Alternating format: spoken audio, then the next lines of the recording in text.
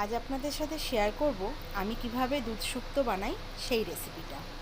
সমস্ত সবজি কেটে নিয়েছি, পটল, উচ্ছে, গাঁঠি কচু, কাঁকরোল, আলু, গাজর, পেঁপে।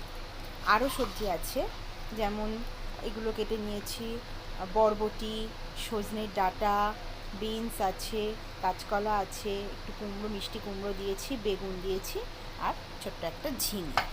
সমস্ত সবজিগুলো কেটে ধুয়ে পাটে পাটে রেখে দিয়েছি। শুকনো খোলায় একটু পাঁচ ফোড়ন তেলে নিয়েছি, এটাকে হালকা একটুখানি ঠান্ডা হলে গুঁড়ো করে নেব।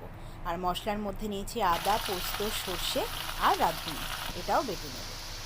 এবার কিছু সবজি আমি আলাদা আলাদাভাবে ভেজে নেব, যেমন উচ্ছে, কাঁচকলা, পটল, বেগুন, এগুলো আমি আলাদা আলাদাভাবে ভেজে তুলে নিয়েছি। এবার কড়াইতে আরও তেল দিয়ে বড়ি ভেজে তুলে নিয়ে পাঁচফোড়ন আর তেজপাতা ফোড়ন দিয়ে যে সবজিগুলো সেদ্ধ হতে একটু সময় নেয় সেগুলো আগে দিয়ে একটু সাঁতলে নেব। একটু নুন দিয়েছি। এবার এগুলোকে ভালো করে নাড়াচাড়া করে গ্যাসটা বাড়ানোই থাকবে।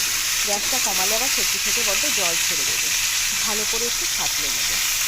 এগুলো যখন একটু ভাজা ভাজা হয়ে আসবে, তার ভেতরে বাকি সমস্ত সবজি যা যা ছিল সব দিয়ে এবার একসাথে এগুলোকে ভালো করে ভেজে নেব। দেখতেই পাচ্ছেন বেশ সুন্দর একটা হালকা ভাজা ভাজা হয়েছে। এই পর্যায়ে আমি জল দেবো।